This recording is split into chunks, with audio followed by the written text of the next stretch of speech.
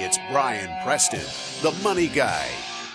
What'd they go study? What's their education background to start making this type of money? When it comes to attaining wealth, are these people that are highly educated in terms of super prestigious private universities, or did a number of them go to public universities?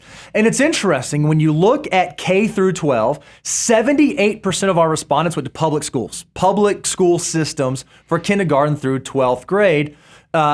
In private schools for K through 12th grade, only 22% of the population. So a lot of these folks aren't folks that came from, I'm going to assume, if they went to private school, they came from a higher socioeconomic status. That's not the case. They were folks that went to normal, regular public schools for their K through 12 education. Well, also, I think let's expand beyond the K through 12. Sure. Let's talk about college. I have a daughter who's a freshman in college right now, and this is a big talk in all of our peer group that have kids of this age is, does the institution, as the private schools, are you getting more dividends or return on investment on that?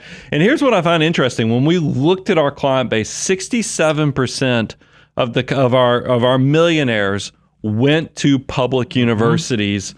So that there's something to be thought of there. Is that, and look, but I asked you, because when we were doing the prep on this, I was like, how does this all work out with the fancy education? And maybe that lends itself to the career path of realizing there's more to learn here on focusing on what your passion is, get the best education in the most affordable way, and you'll be rewarded. Yeah, it's really interesting. So when we think about what actually comes from your education, most of the time, certainly when it's higher education, you're thinking about the degree that you study, right? Or the degree that you earn across the curriculum that you study, and how much do you actually use that? One of the things that I think is really unique about our populations, when we ask them, how many of you actually work in a field related to the major that you went to school for, we found that 72% of our respondents work in a field connected to their career. That was sort of mind-blowing to me when I think about the national average for that statistic. Well, yeah, because you have to have some context here. Because if you see this, you're like, man, okay, so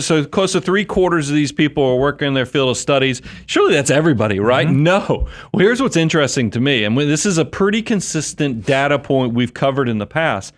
73% of the general public actually do not work in their field of study, and that is wrong. That we've created this education system to where people. That we need to have more curation, more guidance, more consulting on, hey, make sure when you go to college that you really start working on that why factor so that you can, because the data doesn't lie in the fact that a lot of successful people do indeed go to college with purpose and end up working in that field of study. And look, it's no surprise. We know that one of the 7 habits of highly effective people is that they begin with the end in mind. So even when you're going into college, or if you have a child or a family member, or a relative or a friend that's going into school, they ought to be beginning with the end in mind. When I get this degree and when I get out, what do I ultimately want to be doing? And what do I believe the return on that investment is going to be? Now, there are tons of calculators out there where you can actually go look at a program, look at the degree, and you can actually see what the return on investment based on average salary for that degree and position is. And it's remarkable. You can make much more informed decisions today than you could have made 20 or 30 years ago. So you want to be thinking about, is what I'm studying in college, not just what I'm going to be interested in, not just what I'm going to be passionate about, not just what I think is going to be fun. Is it what I actually want to potentially spend the rest of my life and my entire career doing? Well, and that's what I want you to have, that purpose life where you wake up feeling like you are working or doing what you were put on this planet to do.